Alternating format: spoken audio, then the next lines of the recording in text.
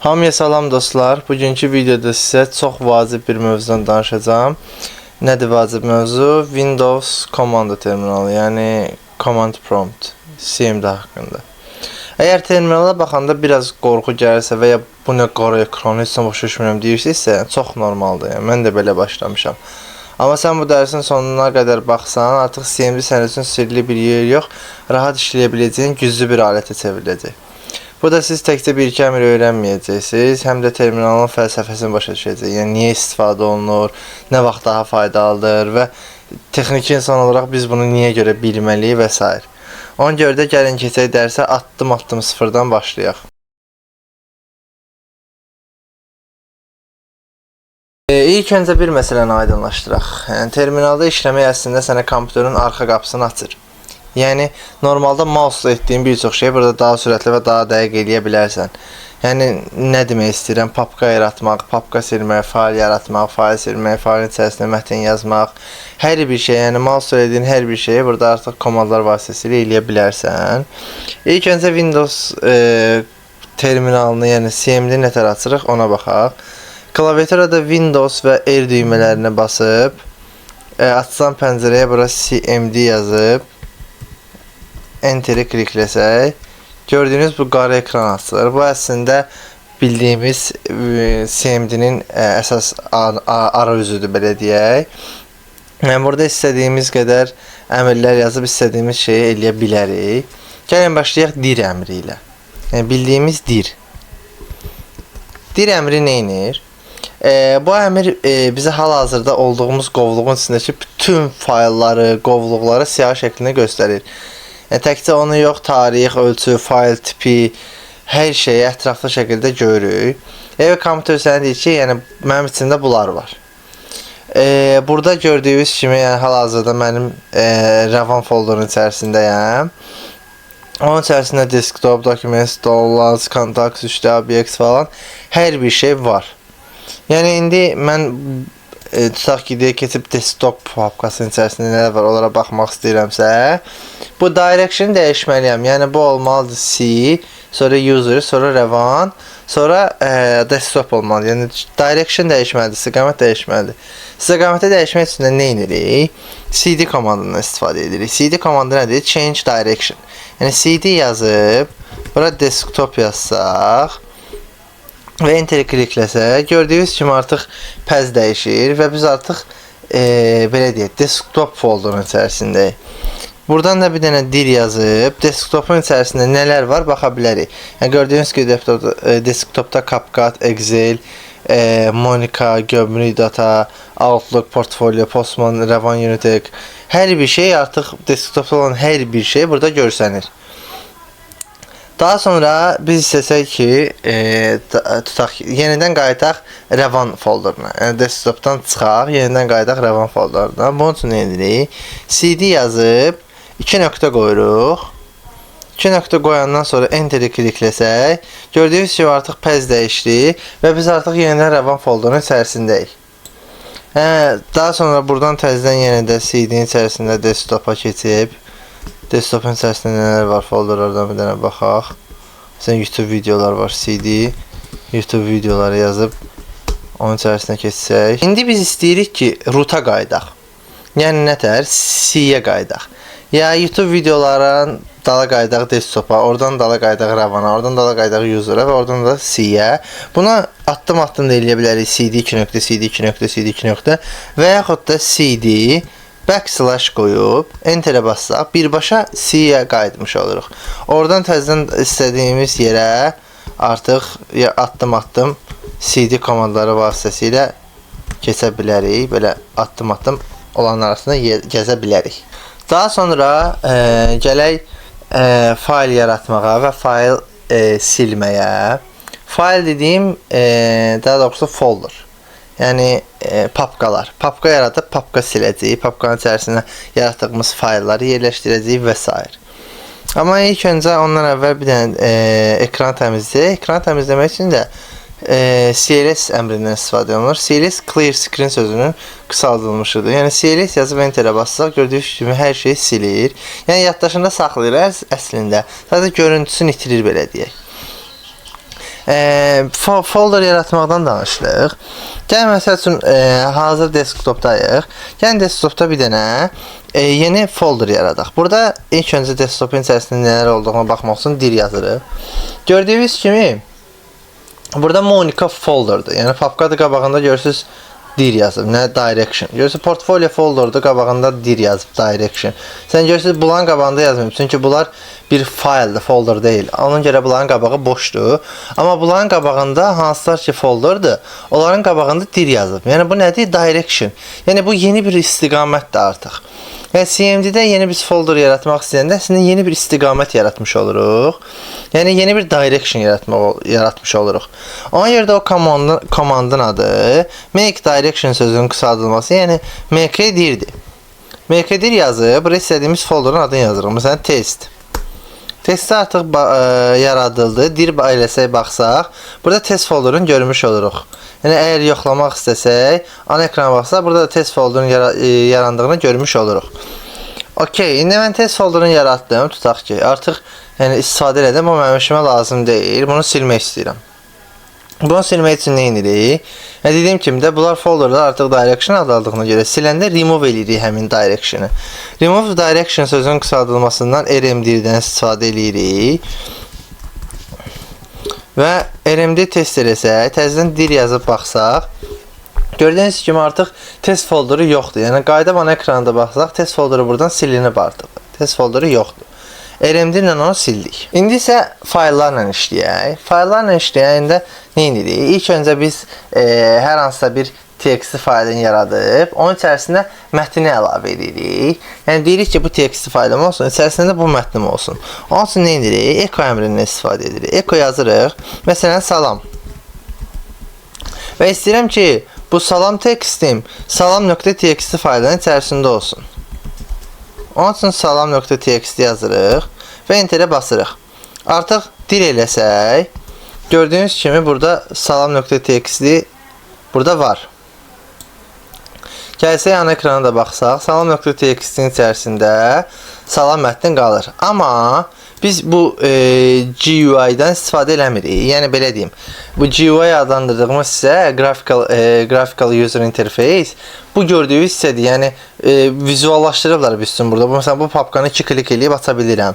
Papkanı vizual olaraq burada görə bilirəm. Amma GUI-dan istifadə eləmirik bu videoda. Yalnız command promptdan istifadə edirik. İndi mən hardan bilə bilərəm ki, bu salam.txt faylimin içərisində hansı mətn var? Onun üçün nə edirik? Type komandından istifadə edirik. Type salam.txt yazsaq, baxıram ki, onun içərisində salam mətni var. Yəni type salam.txt yazanda həmin salam.txt faylının içərisində hansı mətn yazılıbsa, onu ekranda görmüş oluruq. Deyək ki, mənim bu salam.txt faylı ilə işim bitdi. Artıq mən bunu silmək istəyirəm. Artıq rmd-dən istifadə edə bilmərəm. Çünki rmd direction remove eləyir. Məndə isə direction yoxdur. Bu salam.txt bir fayldır. Onun üçün delete komandından, yəni delete sözünü qısaldılmışı delete komandından istifadə edirəm. Del salam.txt yazsam, artıq gördüyünüz kimi silindi. Dediyim kimi GUI-dən istifadə eləmirik. Mənə GUI olmadan maraqlıdır ki, o silinim yoxsa yox. Nə edərəm? Yəni dil yazaram və gördüyünüz kimi burada artıq salam.txt faylını görmürəm. Bu o deməkdir ki, artıq silinib. Hətta yoxlamaq üçün type.salam.txt yazsam, gördüyünüz kimi tamamlamır mənim üçün və deyir ki, belə bir fayl mövcud deyil, tapa bilmirik. Sistem belə bir faylı tapa bilmir. Daha sonra biz dedik ki, bu faylı hər hansı bir folderin içərisində yerləşdirək. Nə tər yerləşdirərik? Dediyim kimi, ilk öncə echo yazıb, həmin faylın içərisində hansı mətn olduğunu tapmaq istəyirəm. Ta ki, deyə həmin faylın içərisində rəvan yazılıb. Bunu neyərəm? İlk öncə yeni bir folder yaradaram, hansı folderin içərisində atmaq istəyirəmsə, make direction eləyərəm və adını qoyaram rəvan. Daha sonra cd eləyib rəvana keçid eləyərəm. Daha sonra həmin faylın içərisində echo rəvan yazıb rəvan.txt eləyərəm.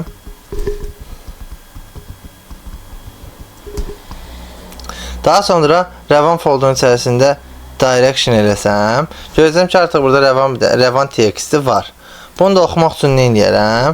Type eləyərəm revan.txt. Enterə basıram, artıq gördüyünüz kimi həmin mətni mənə çıxardır. Yəni istədiyiniz folderun içərisində də fayl yaradıb içərisində istədiyiniz mətni yazmaq üçün ilk öncə yaradırıq make direction-dan folderi. Daha sonra folderun içərisində keçid edirik. Daha sonra həmin folderun içərisində bu komandla textin fx faylını yaradıb içərisində mətni yazırıq. Daha sonra yoxlamaq üçün də direction yazıb yoxlayırıq ki, həmin fayl mövcuddur yoxsa yox. Daha sonra həmin faylı oxuyuruq.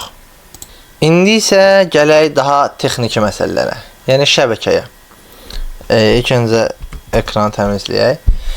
İnternet problemi olanda ilk istifadə elədiyimiz əmir nə olacaq? IP-config. Deyək ki, internetiniz yoxdur, səbəbini bilmək istəyirsiniz.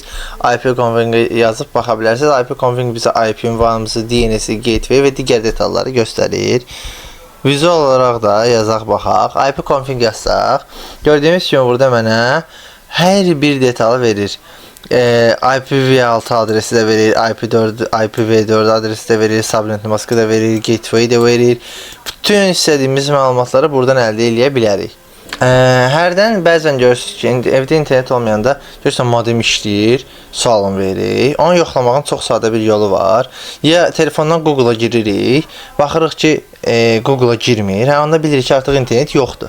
Və yaxud da dediyim kimi, qrafik user interface olmadan command prompt-la bunu ötəri yoxlaya bilərik. Ping əmrindən istifadə edirik. Məsələn, ping yazarıq google.com. Görürsünüz, artıq Google-un bu bizə IP adresini çıxardır. IP adresini verir bizə. Bu o deməkdir ki, artıq router işləyir. Yəni Google siqnal göndərir Google-a. Əgər cavab alırıqsa, deməli internet var. Əgər burada heç bir cavab almazsa, o deməkdir ki, artıq router işləmir və şəbəkəmiz yoxdur, internetimiz yoxdur. Google-a çıxış eləyə bilmirik. Əlavə olaraq nslookup var. Bu əmir domen adının arxasındakı IP-ni göstərir. Məsələn, nslookup eləyib, məsələn, bura facebook.com yazsaq, burada onun MAC adresinin, IP-sin falan göstərir, adresin falan göstərir. Bu adres birbaşa saytın özünə aid olmur. Saytın saxlandığı hostingin IP-sini göstərir. Yəni bu məsələn bunu internetdə axtarsınız, görəcəksiniz ki, artıq sizin qabağınıza hostingin UI çıxır. Orada müəyyən errorlar da ola bilər, birbaşa da açıla bilər və s. Daha sonra bu command promptu sistem və istifadəçi haqqında məlumatları əldə etmək üçün istifadə edə bilərik. Bir də ekranı təmizləyək. Yəni nətər? Hal-hazırda kompüterdə hansı istifadəçinin olduğunu görmək istəyiriksə, o həmən yazaram. Gördüyünüz kimi revan user ilə daxil olunur. Bəzi kompüterlərdə bir neçədən user olur. Siz hansı user ilə daxil olduğunuzu bilmək istəsəz, CMD vasitəsilə HMI yazıb öyrənə bilərsiniz. Daha sonra Windows'un hansı versiyasını istifadə edirsiniz, onu bilmək istəsəz, ver yazırsınız. Yəni version sözünün qısaldılmasıdır. Ver yazıb hansı versiyanı istifadə edədiyinizi görə bilərsiniz. Yəni məndə Windows'un bu versiyasıdır. Onu göstərir.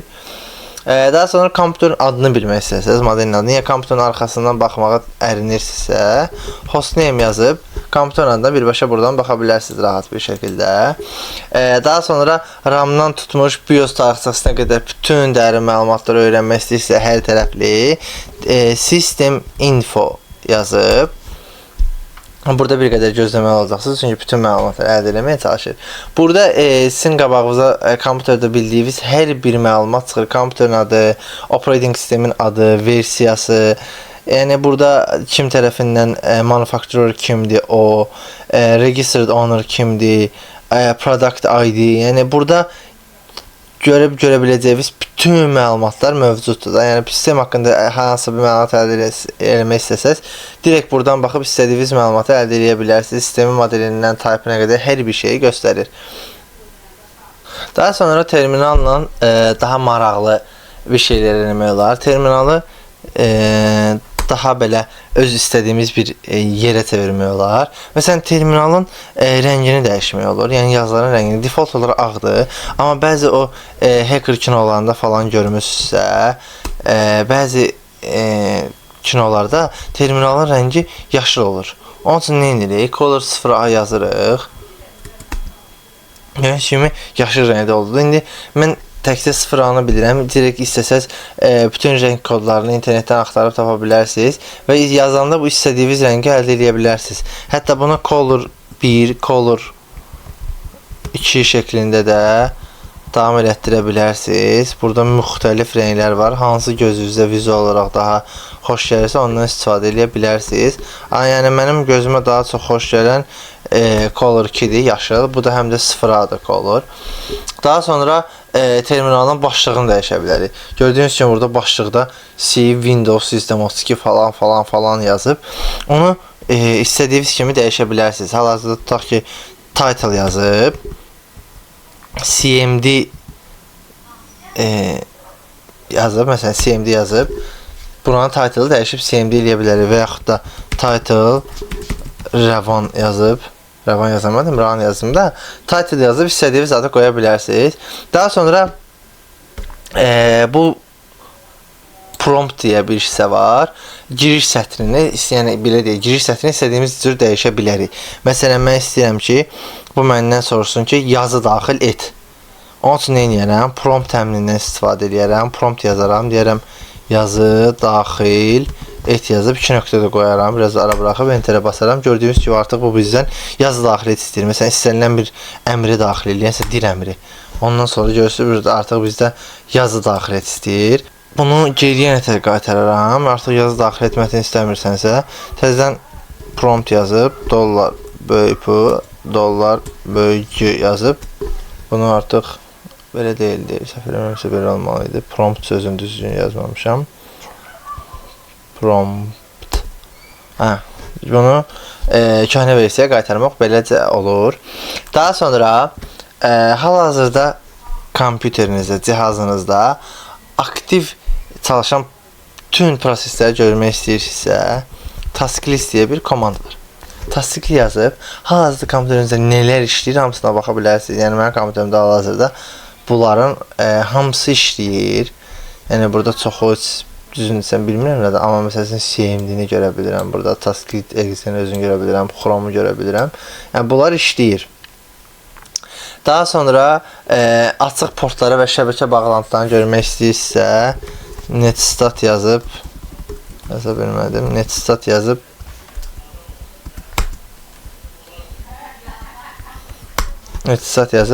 hal-hazırda açıq portlar hansılardır və şəbəkə bağlantıları hansılardır, onların hamısını görə bilərik.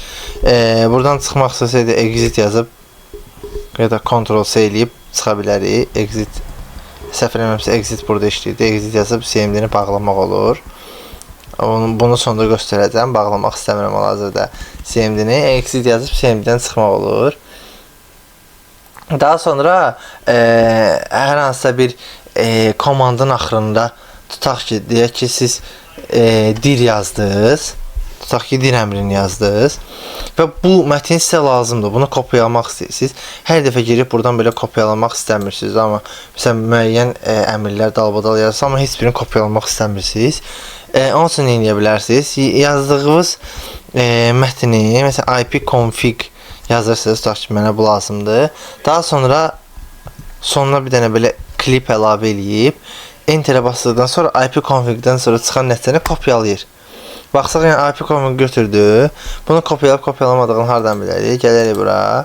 Burada balaca bir dənə text dokument yaradarıq və daxil olaraq Ctrl-V eləyərik. Gördüyünüz kimi ipconfig yazmışdım və klip yazmışdım. Nəticəni birbaşa kopyalayır. Gördüyünüz kimi bunu artıq hansı sizə lazımdırsa, harada lazım olarsa belə ilə istifadə edə bilərsiniz. Qaydaq yenidən terminala. Daha sonra belə deyək. Mənim terminalda bir neçə dənə əmri dalbadal yerinə yetirməm lazımdır. Tutaq ki də fayl yaradıram, həmin faylın içərisində mətin yazıram, daha sonra bir folder yaradıram, həmin folderin içərisində atıram. Və belə bu proses uzun davam edir də. Amma mən bunu manual olaraq əllə eləmək istəmirəm. Yəni bu mənə biraz uzun başa gəlir. Bunun daha qısa, daha rahat yolun düşünürəm ki, nətər eləyə bilərəm ki, daha rahat olsun. Nə edə bilərəm? Bizdə batch deyə Windowsda fayllar olur. Uzantısı bat olur. BAT. Nə edərəm? CMD-ni bağlayaram ilk öncə. TXT faylını da silərəm. Daha təzə bir TXT faylı yaradaram. Daha sonra uzansın dəyişərik. Deyək test qoyaq adın. Bu testə girərəm. İlk öncə nə edərəm? @ işarəsi echo off yazaram. Daha sonra pause yazaram. Bu echo off başladığı yeri, pause bitdiyi yeri göstərir. Yəni bunun içərisində yazılan bütün şeyləri, layihələri, bütün kodları kod kimi başa düşüb CMD yerinə yetirir bir növ. Yəni özü oxuyur, sətir və sətir yerinə yetirir. Gəlin biz nə edək? Buradan birinci default olaraq biz şey açanda, CMD-ni açanda desktop folderun içərisində olmuruq. Ona görə gəlin buradan birinci desktop folderun içərisinə keçək. Daha sonra nə edək? mkdir-lə bir CMD folderi yaradaq. Daha sonra cd CMD eləyək. Daha sonra echo test batch fayl mətnini batch.txt folderun içərisinə ataq, txt faylın içərisinə ataq. Daha sonra pause verək. Və bunu biz Ctrl+S eləyib saxlayırıq. Daha sonra bundan çıxıb, bunun uzantısını dəyişirik. Rename eləyib, bunu bat eləyirik. Bat eləyəndən sonra təsdiqləsək, bizdən gördüyünüz kimi belə bir ikon əmələ gəlir. Və bunu 2 dəfə klik eləyib run eləsək, enter'e bassaq hər hansısa bir knopkaya basmamız kifayətdir. Gördüyünüz kimi desktopda artıq CMD bir folder yaratdı. Daha sonra CMD folderun içərisində batch.txt fayl yaratdı və bu txt fayl əsasında test batch fayl. Gördüyünüz kimi, yəni bunu mən hər dəfə məsəl üçün addım əllə yazmaqdansa, yəni təzədən məsəl üçün yenə lazım oldu bunu eləmək, girim təzədən o komandları yazım, ehtiyac yoxdur. Bunu bir batch faylı kimi yazıb yadda saxlasaq və istədiyimiz zaman 2 dəfə klik eləyib işə salsaq, bu bizə lazımi məlumatları, lazımi detalları bizə özü göstərir. Yəni hər dəfə bunu addım eləməyə ehtiyac yoxdur. Və budur dostlar, bu videoda sizinlə birlikdə CMD terminalını əsl texniki insan səviyyəsində demək olar ki bildik. Yəni faylları yaratdıq, faylları sildik, qovluq yaratdıq, sildik, qovluqlar arası keçidlər elədik, internet bağlantılarımızı yoxladıq, internet məlumatlarımızı əldə elədik, sistem məlumatlarımızı əldə elədik və ən əsası artıq bu qara ekran sizə qorxulu bir yer kimi gəlmir. Əgər videonu bəyəndinizsə, videodan hər hansı yeni bir şey öyrəndinizsə, videoya like atmağı, kanala abunə olmağı unutmayın. Və hər hansısa bir sualınız yaranarsa video ilə bağlı şərh bölməsində qeyd eləməyi unutmayın. Görüşənədək sağlıqla qalın.